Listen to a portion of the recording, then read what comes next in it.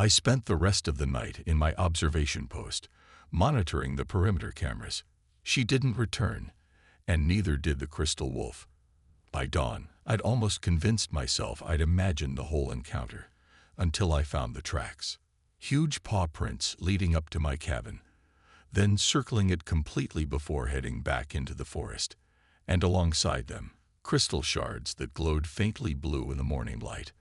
I collected the shards, added them to my growing collection of inexplicable evidence. Then I began reinforcing my defenses. Whatever was happening here, it wasn't over. The next day, I hiked down to town for supplies, something I rarely did more than once a month. The general store doubled as the local gathering place, which is exactly why I usually avoided it.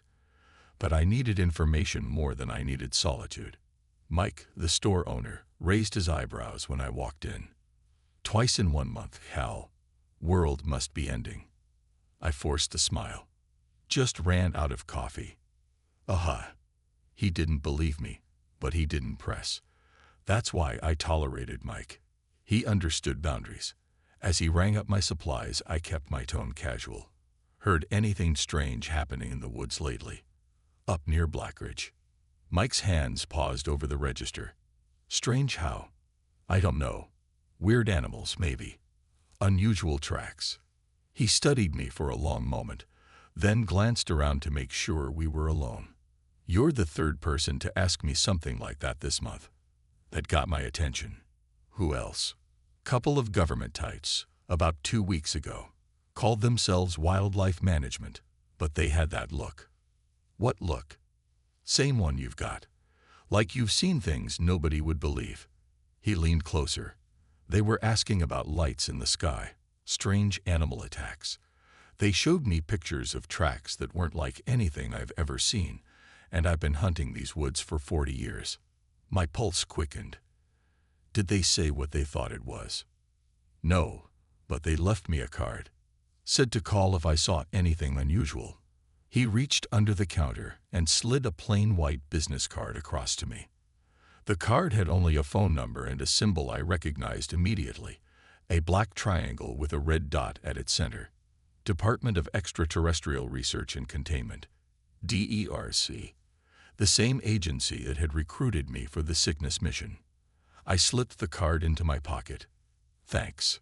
Mike nodded, then added in a lower voice. There's something else. Old Nora Thompson lives out by Eagle Creek. Says she saw a woman in the woods during last month's full moon. Said she was naked, covered in blood, stumbling like she was injured. Nora tried to help, but the woman ran away. Eagle Creek is 5 miles from my cabin. Worth checking out, maybe. I thanked him, paid for my supplies, and left quickly. The coincidence was too much. DERC agents in the area. A woman spotted near my property around the time of the full moon. And a crystal wolf. I'd seen similar crystalline structures only once before, in the wreckage we'd recovered from the Cygnus crash site. By the time I reached my cabin, the sun was setting. I secured the perimeter, then spent the evening reviewing my old mission files, the ones I wasn't supposed to have kept. The Cygnus incident had been officially classified as a meteorite impact, but those of us on the recovery team knew better. It was a ship, or part of one. And whatever had been inside wasn't from Earth. As I dug deeper into the files, one image stopped me cold. A blurry photograph taken by one of the reconnaissance drones before we arrived on site. The quality was poor, but I could make out a bipedal figure dragging itself from the wreckage. Its proportions were wrong for a human. Too tall, limbs too long. And behind it, a trail of what looked like small crystals, glowing with internal light. The official report stated that no survivors had been found at the crash site. But I remembered the whispered conversations among the senior officers, the areas of the forest that were suddenly off limits, the unusual security measures. They'd found something, or someone, and they'd lied about it. I was still pondering this when my perimeter alarm sounded. Something had triggered the motion sensors at the edge of my property. I grabbed my rifle and night vision goggles and moved silently to the observation window. The full moon had risen, bathing the clearing in silver light. At first, I saw nothing. Then, at the edge of the trees, a shadow moved. Tall and graceful, silver fur gleaming in the moonlight. The werewolf. She was walking slowly, almost casually, along the perimeter of my property. Every few yards, she would stop, scratching deep marks into a tree trunk before continuing her patrol, making a boundary. I should have been terrified. Instead, I felt a strange sense of reassurance.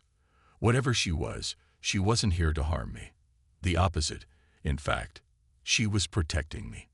From what, though? It was a stretch, but no more implausible than what I'd witnessed with my own eyes. The woman you saw after the full moon. Tell me about her. Nora's expression softened. She was injured. Badly. Burns along her left side, the kind I've seen before in others who've encountered Sentinel technology. I offered help, but she was afraid. Not of me, specifically, but of human contact. She paused. She spoke, though, just one word, before she ran. Vanguard. Vanguard. Like an advance force. Or a warning. Nora set down her mug. The next full moon is in 3 days. If you're planning what I think you are, you should know that DERC has increased patrols in the area.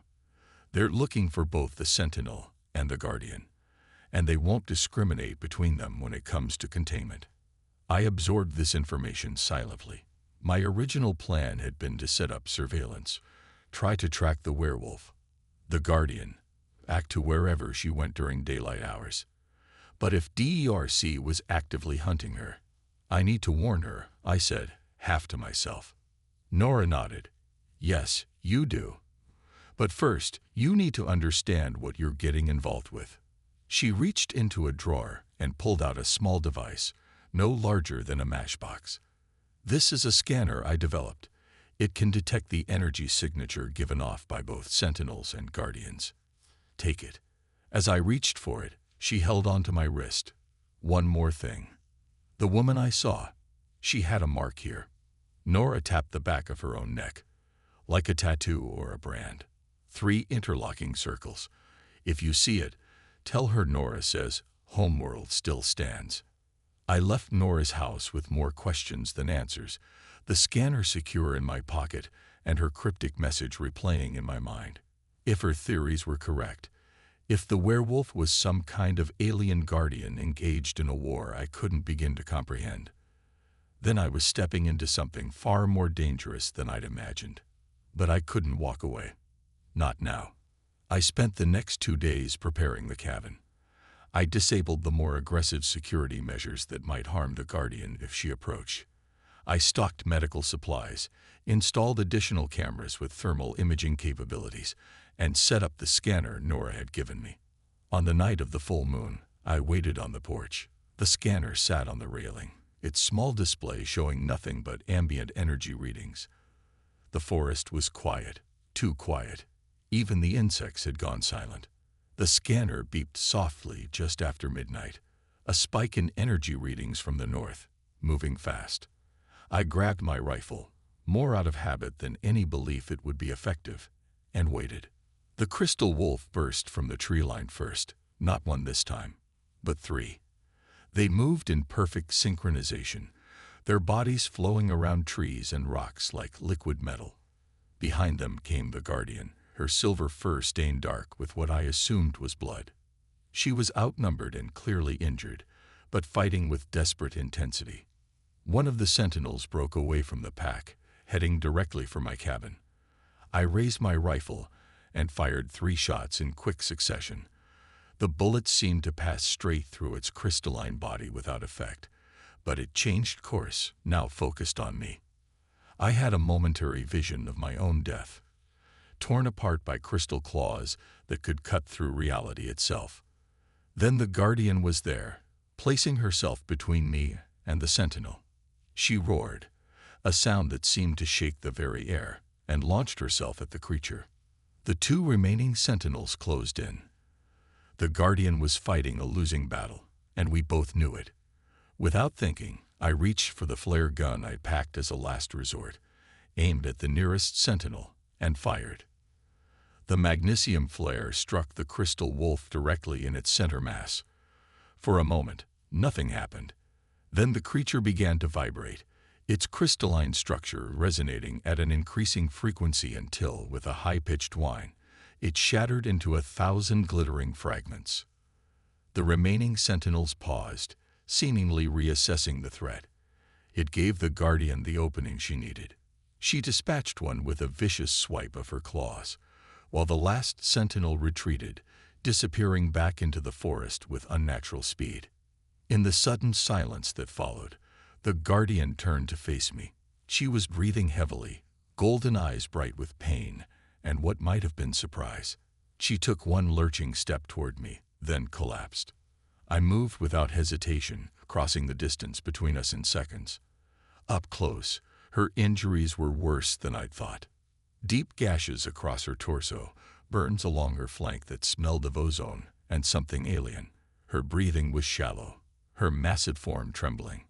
"I'm going to help you," I said, not knowing if she could understand human speech. "But I need to get you inside." The crystal wolf? DERC? Both. I watched her complete her circuit of the property. As she passed near the cabin, she paused, lifting her head to look directly at my window.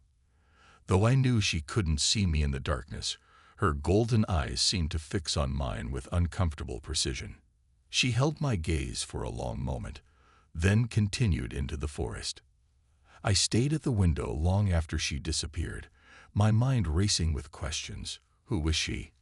What was her connection to the Cygnus crash? And why had she chosen to protect me, specifically? As dawn approached, I made a decision. The next full moon was 29 days away. When it came, I would be ready. I would find a way to communicate with her, to understand what was happening. But first, I needed more information. The DERC agents who had visited town might have answers, but approaching them directly was risky. If they discovered I was in possession of classified files, or that I was investigating the same phenomena they were, I could face serious consequences. Instead, I would start with old Nora Thompson. If she had seen the werewolf in human form, she might have information that could help me understand what I was dealing with. As the first light of dawn broke over the mountains, I began planning. Whatever was happening in these woods, whatever connection existed between the werewolf, the crystal wolves, and the Cygnus crash, I was now part of it. And I wouldn't stop until I understood why. The wilderness doesn't forgive mistakes, my father had taught me. But he'd also taught me something else. Knowledge is the best defense. And right now, knowledge was exactly what I needed. Breaking silence, old Nora Thompson lived in a house that seemed to grow directly from the forest floor. Weathered cedar siding had gone silver with age, while moss crept up the north wall in patterns that suggested decades of undisturbed growth. I'd expected some rustic cabin, but this was different, thoughtfully designed, with solar panels angled precisely to catch the winter sun and a sophisticated rainwater collection system. As I approached the front door, it opened before I could knock. Nora stood in the doorway, a wiry woman in her 70s with sharp eyes and silver hair pulled back in a tight braid. "Wondered when you'd show up," she said, no surprise in her voice. "Mike called ahead. Said you were asking questions. I hadn't expected that. I don't mean to intrude, but you will anyway." She stepped aside. "Might as well come in. Coffee's hot." The interior was unexpected, not the cluttered home of a reclusive old woman, but a space that would have made any tech enthusiast jealous. 3 computer monitors dominated one wall, displaying what looked like geological surveys, astronomical charts, and a familiar star system, Cygnus. "You worked for them," I said, the pieces clicking into place. "For DERC." Nora's mouth twitched in what might have been amusement, until they decided my theories were too extreme. She poured coffee into 2 mugs and handed one to me. 25 years with the department, and they shelved me like outdated equipment. What theories? That the visitors weren't just passing through. That they'd been here before, many times, over thousands of years. She gestured toward a wall covered in photographs and newspaper clippings, All those myths about shapeshifters, people who change with the phases of the moon. Those stories exist in every culture, on every continent. That's not coincidence. I sipped my coffee, processing her words. You think werewolves are aliens. I think the line between alien and terrestrial isn't as clear as we like to pretend. She studied me over the rim of her mug. But you didn't come here for my theories. You came because you've seen her. I didn't deny it. Last full moon. Fighting something else. Something crystalline. Nora's eyes widened slightly. The Sentinels are back then. Earlier than I calculated. Sentinels? She moved to one of her computers and pulled up an image that made my blood run cold. It was the crystal wolf, captured in perfect detail. They're scouts, she explained. The first wave. They arrive ahead of the main force to neutralize any potential resistance. Resistance from what? Us? Not humans. We're barely a concern to them. She pointed to another image, this one showing what appeared to be a tribal cave painting. It depicted a bipedal wolf-like figure standing against several crystalline shades. They're hunting her kind, the Guardians. My skepticism must have shown, because Nora laughed softly. I know how it sounds, but consider this. Why would an advanced species capable of interstellar travel take the form of wolves or wolf-human hybrids? Because those forms already existed in our collective consciousness. They're mimicking what we expect to see. To my shock, she nodded once, deliberately. Then, with visible effort, she began to change. Her form shimmered, the silver fur receding, limbs shortening and reshaping.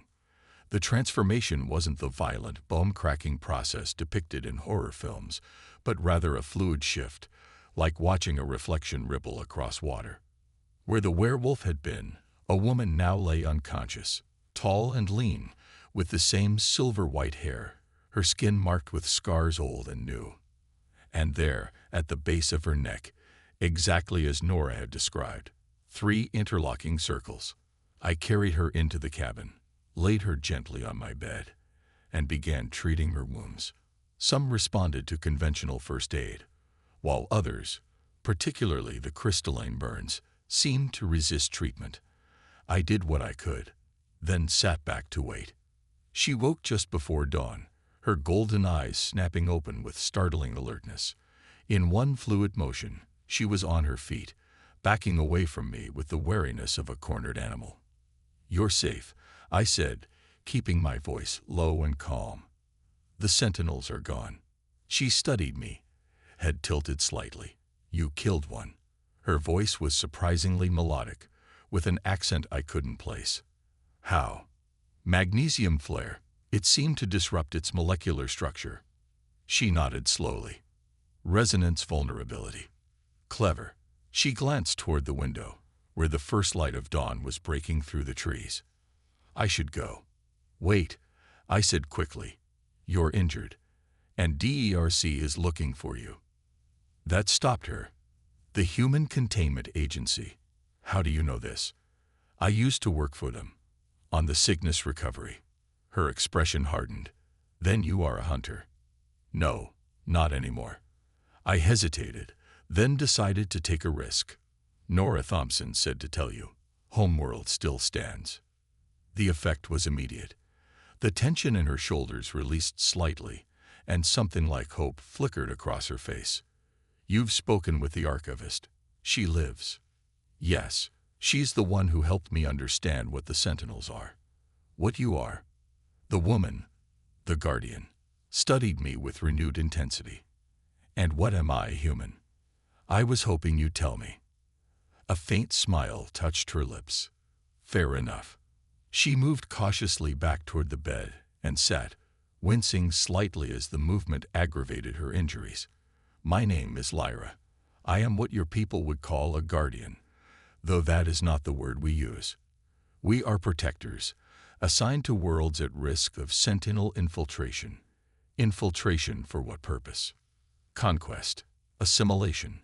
The Sentinels serve a collective consciousness that spreads across galaxies, absorbing all life into its network." She touched the burns on her side. They'd been coming to your world for millennia, but in small numbers, testing defenses. Now they're arriving in force. The Cygnus ship was just the beginning. I processed this information, trying to reconcile it with what I knew. The classified reports, the recovered technology, the government's desperate attempts to reverse engineer alien tech without understanding its purpose. Why the wolf form? I asked finally. Nora suggested it was some kind of mimicry. Lyra shook her head. Not mimicry. Adaptation. Your world's energy field. What some call magic, others spirit. It shapes us. We take forms suited to the worlds we protect. She hesitated. And I was born here. Half of me is of this world. That explained the human form, the ability to shift between shapes, and the sentinels. They take crystalline forms because they cannot fully adapt. They are extensions of the collective, not individuals. They approximate forms based on local predators, but their true nature always shows through. She stood again, moving to the window. I've said too much already. It's dangerous for you to know these things. More dangerous than having crystal wolves hunting on my property. That earned me another faint smile. Perhaps not. She turned to face me fully. Why did you help me?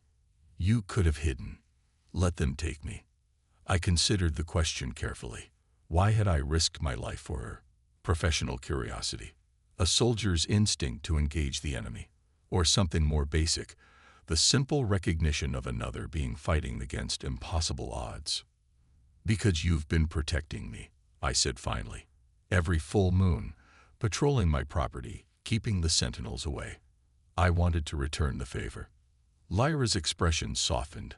I wasn't protecting you specifically. This area is a focal point, a place where the boundary between dimensions is thin. The sentinels are drawn to it. And you were drawn to me. She didn't deny it. There is something familiar about you, an energy signature I recognize. She moved closer, studying me with those unsettling golden eyes. You were at the crash site. You touched Sentinel technology. First contact. The wilderness doesn't forgive mistakes. That's what my father taught me, and what 15 years in special operations confirmed. Out here, 30 miles from the nearest town, surrounded by the ancient pines of the North Cascades, nature follows different rules. Harsher ones. I came to these mountains to escape. From what? Exactly. The nightmares, perhaps. The memories of missions gone wrong. The endless debriefings after the Cygnus incident that no one was supposed to talk about, but everyone did anyway. Or maybe just from people in general, with their questions and their pity. My cabin sits on a ridge overlooking a valley that turns silver under moonlight. I built it myself over 2 years. Reinforced walls, bulletproof windows, backup generators, and enough supplies to last through nuclear winter. Old habits. The military psychologist called it hypervigilance. I call it staying alive. The first sign something was wrong came 3 months after I moved in. Just before dawn, I found deep gouges in the trees surrounding my property. Not bear claws. Too high up, too deliberate, almost like warnings. I checked my security feeds. Nothing. Whatever made those marks avoided my cameras. That night, I loaded my rifle and waited. Nothing came. The second sign appeared a week later. A strange circular pattern pressed into the snow about 50 yards from my cabin door. Perfectly round, 15 feet in diameter, like something had landed there. Inside the circle, the snow had melted completely, revealing bare, scorched earth. I took samples, ran tests with the equipment I'd salvaged from my last assignment. The earth contained traces of an isotope I'd never seen before, something that shouldn't exist on Earth. But the third sign, that's when everything changed. It was the first full moon of winter. The forest had gone quiet in that unnatural way that makes the hairs on your neck stand up. I was on the porch, coffee in one hand, rifle in the other, watching my breath form clouds in the frigid air. Then I heard it, a sound like metal tearing, coming from the tree line to the north. I dropped to a crouch, switched my tactical goggles to thermal, and scanned the trees. Nothing at first. Then, movement. 2 heat signatures, massive ones, locked in combat. One burned blue-white on my display, a temperature no living creature should be able to sustain. The other glowed a more familiar red-orange, but its shape was all wrong. Bipedal, but too tall, too lean to be human. They fought with ferocious intensity, crashing through the underbrush. The blue-white creature seemed to be trying to reach my cabin. The other, the one shaped almost like a woman but too large, too powerful, was keeping it at bay. I should have gone inside, sealed the door, waited it out. That would have been the rational response. Instead, I moved closer, keeping to the shadows, my training taking over. 20 yards from the fight, I got my first clear look. The blue-white entity wasn't an animal or a human. It had the approximate shape of a wolf, if wolves were made of living crystal, and stood 6 feet at the shoulder. Its claws left glowing cuts in the air itself, like it was tearing through the fabric of reality. And its opponent, Christ. She was easily 7 feet tall, covered in silver-gray fur that caught the moonlight like polished metal. Her face was a perfect hybrid of human and wolf. Intelligent golden eyes set in a lupine skull, ears swept back against her head. Despite her size, she moved with a fluid grace, anticipating the crystal wolf's attacks before they came. A werewolf. My rational mind rejected the thought immediately, searching for other explanations. A government experiment. An unknown species. Anything but the myths my grandmother used to whisper about on long winter nights. The crystal wolf lunged, its jaws aimed at the werewolf's throat. She twisted away, but not quite fast enough. One crystalline claw opened a deep gash across her shoulder. She staggered, and for a moment, I thought she would fall. Without thinking, I raised my rifle and fired. The bullet struck the crystal wolf's flank and shattered into fragments, barely slowing it down. But it was enough of a distraction. The werewolf seized the moment, her claws finding purchase where my bullet couldn't. She tore into the creature with renewed fury, and this time, the crystal wolf retreated, limping back toward the deeper forest until it disappeared from sight. In the sudden silence, the werewolf turned toward me. Our eyes locked across the clearing. I kept my rifle raised, though some instinct told me it would be useless if she decided to attack. She didn't. Instead, she pressed one clawed hand against her bleeding shoulder, gave me a single deliberate nod, and melted back into the shadows of the forest. I remembered the recovery operation, the strange artifacts we'd handled with inadequate protection, the headaches and fever that had followed, diagnosed as stress and exposure. Is that why they're coming here? Because of me? No, but it may be why I was drawn to protect this place. She touched her injured side, frowning. I should go. The sun is rising, and I am vulnerable in this form. Stay, I said, surprising myself. At least until you've healed. DERC won't look for you here. Lyra hesitated. Why would you shelter me? Because I think we're fighting the same enemy. And because I struggle to articulate the strange connection I felt to her. Because I've been alone out here for a long time. And I think you have too. Something flickered in her golden eyes. Recognition, perhaps, or a shared understanding. Until I've healed, she agreed finally. But understand this, human. If they find me here, they will show you no mercy. The Sentinels do not distinguish between guardians and those who aid them. I understand the risk. She nodded once. Then we have an agreement. She extended her hand, a surprisingly human gesture. I took it, feeling the strength in her grip and the strange warmth of her skin. My name is Cal, by the way. If we're going to be roommates, you should probably know that. Cal, she repeated, as if testing the sound. Short for something. Callum. Callum Hayes. Callum Hayes, she said. I will remember. As the sun rose fully over the mountains, casting long shadows across the cabin floor, I realized that I had just allied myself with an alien guardian in a war I barely understood. And strangely, for the first time since leaving the military, I felt like I had a purpose again. The wilderness doesn't forgive mistakes, my father had said. But perhaps it did offer second chances. Unlikely alliance. Living with an alien shapeshifter requires certain adjustments. For one thing, Lyra barely slept. She would rest in brief intervals, her body perfectly still, her breathing so shallow I sometimes checked to make sure she was still alive. For another, her diet consisted almost entirely of raw meat, though she politely accepted cooked food when offered. But the strangest part was how quickly her presence became normal. She moved through the cabin with quiet grace, examining my books and technology with the curious intensity of a child discovering a new world. She asked thoughtful questions about human customs and history, offering occasional comparative insights from her own culture that left me reeling. "Your species is very young," she told me on the third day, as we sat on the porch watching the sunset, "but remarkably adaptable. That's why the Sentinels fear you. They fear us, not the other way around." She smiled, a gesture she was using more frequently now. The collective consciousness values predictability above all else. Humans are chaotic, creative in ways that defy prediction models. It makes you dangerous. Her wounds were healing with remarkable speed. The gashes had closed within days, leaving only faint silver lines. The crystalline burns took longer, but even those were fading.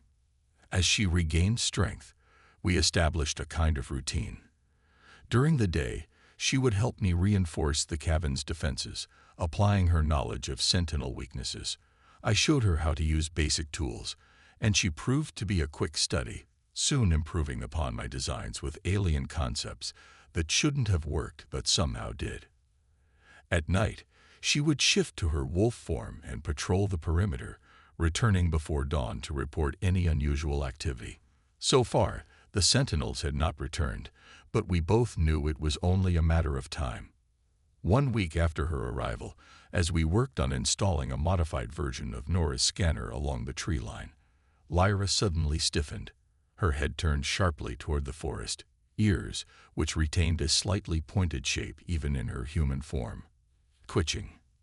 "Someone's coming," she whispered. I reached for my rifle, but she placed a hand on my arm. "Not Sentinels. Humans. 2 of them."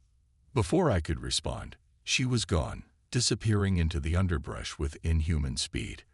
I barely had time to hide the alien technology we'd been working with before a black SUV appeared on the access road leading to my property. DERC.